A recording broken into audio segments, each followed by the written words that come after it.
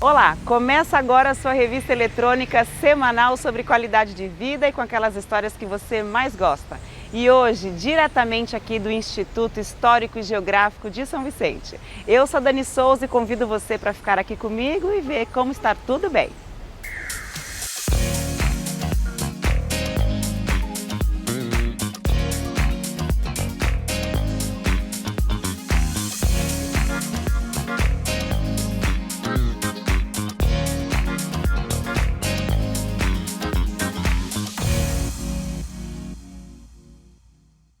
Os anos passam e, infelizmente, ainda muitas mulheres convivem de perto com a violência. Em Santos, um grupo de mulheres ligadas a uma universidade da cidade criou um observatório para conversar, discutir sobre a violência contra a mulher e criar alternativas para diminuir o problema.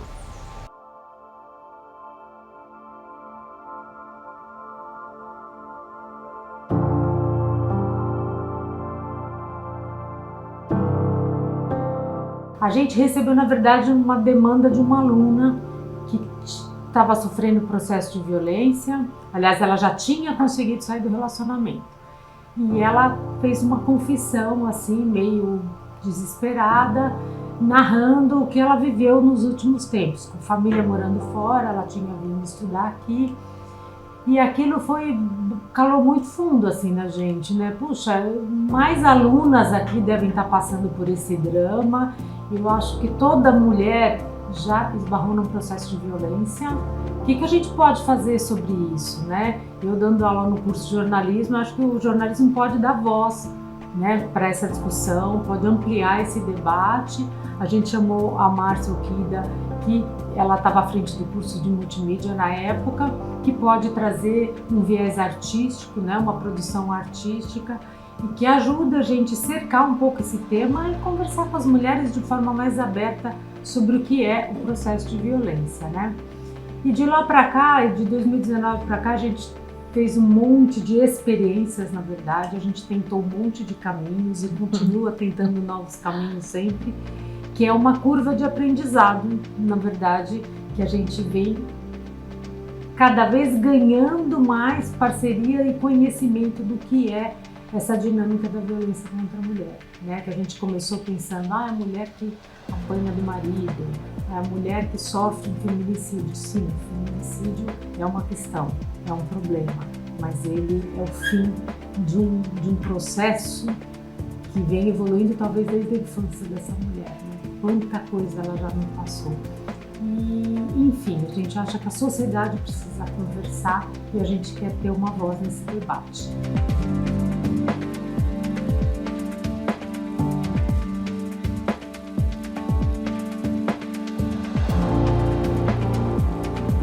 Quando a gente começou lá, né, por causa dessa primeira aluna, né, tem uma coisa que é difícil a gente falar, que é bom, mas ao mesmo tempo é terrível, é trágico, que a gente viu que muitas pessoas tinham essa mesma vontade, né? Quando a gente fazia as reuniões lá, não tinha uma reunião nossa, era uma reunião semanal, em que alguém não colocasse um assédio, uma violência que tivesse sofrido. Fizesse uma confissão. Uma confissão mesmo, sabe? De se abrir, que é bom porque a gente vê que é um espaço de acolhimento, vê que as pessoas estavam confiando na gente ali. E é ruim pra gente ver quantas pessoas do nosso lado sofriam por isso e a gente nem imaginava, né? Então a constante foi muito grande, até de meninos, né?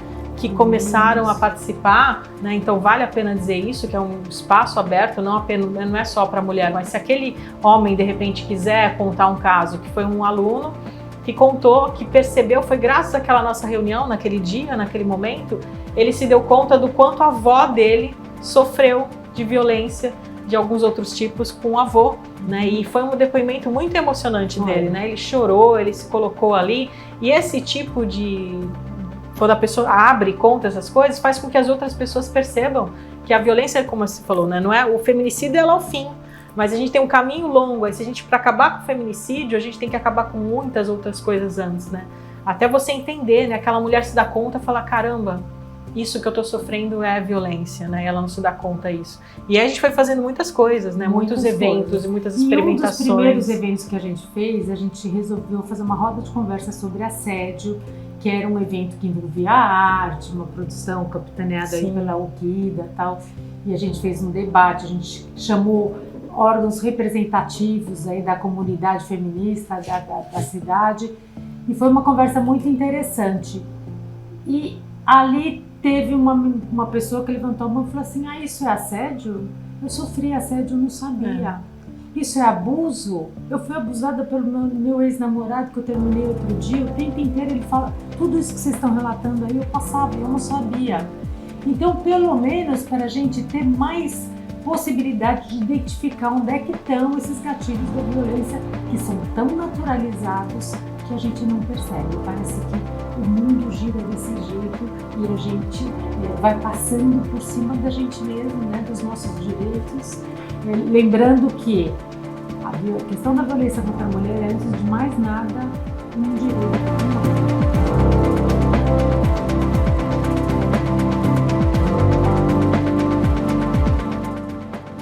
Chega na escola partiu da demanda de uma das participantes do Chega, uma ex-aluna nossa, falou, olha, a minha mãe dá aula numa escola pública e ela está precisando ter essa conversa dentro da escola, porque já identificou vários casos de alunos que sofrem com a violência familiar, com a violência doméstica, e ela quer uma conversa, quer expandir essa conversa dentro da escola.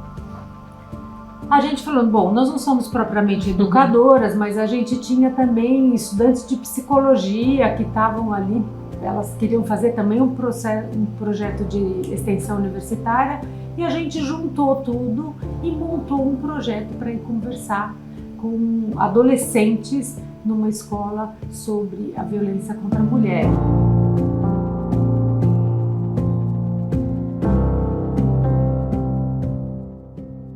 Eu acho que quanto mais a gente falar, mais as mulheres vão se conscientizar e os homens também, quem sabe um dia a gente acabe com isso, né? Bom, as reuniões do Observatório Chega acontecem a cada 15 dias, às quintas-feiras, na Universidade Santa Cecília, a Unisanta. E qualquer pessoa pode participar, independente do gênero.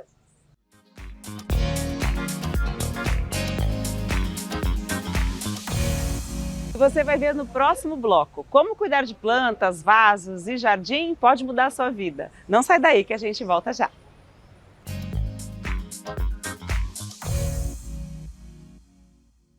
Olá, amigos! De segunda a sexta, 10 para as 7 da noite, depois do Datena, você tem um compromisso marcado com a gente aqui da Tati Band Litoral. Notícias da sua região. Aqui é o controle da produção do navio que retorna. Tati Cidade, eu te espero.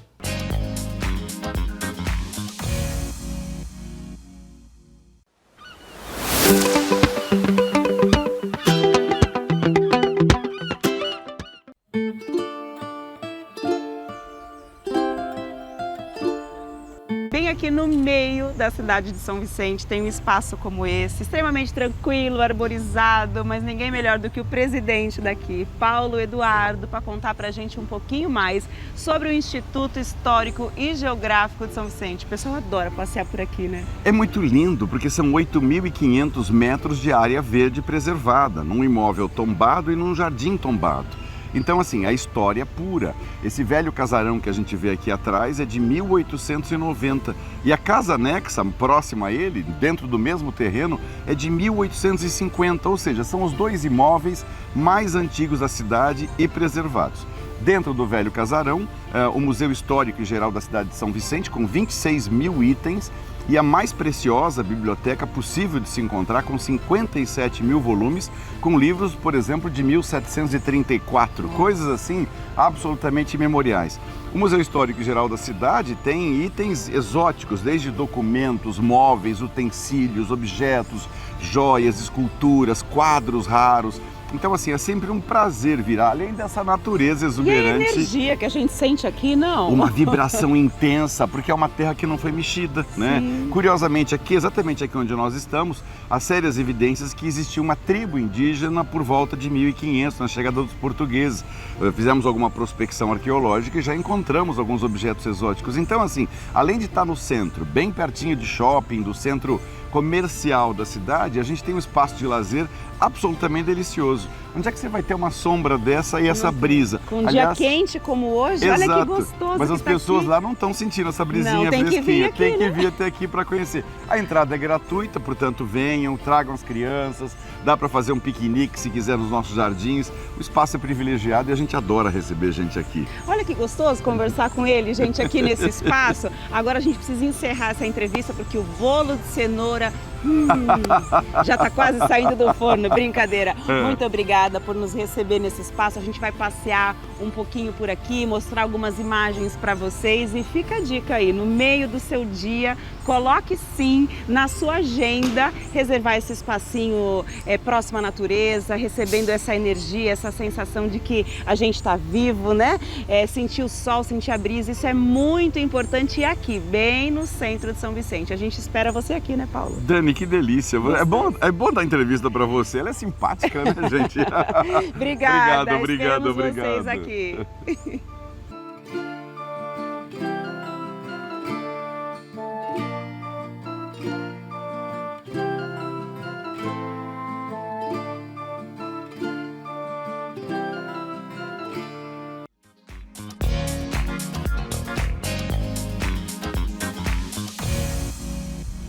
Conviver com a natureza faz bem para o corpo e para a mente.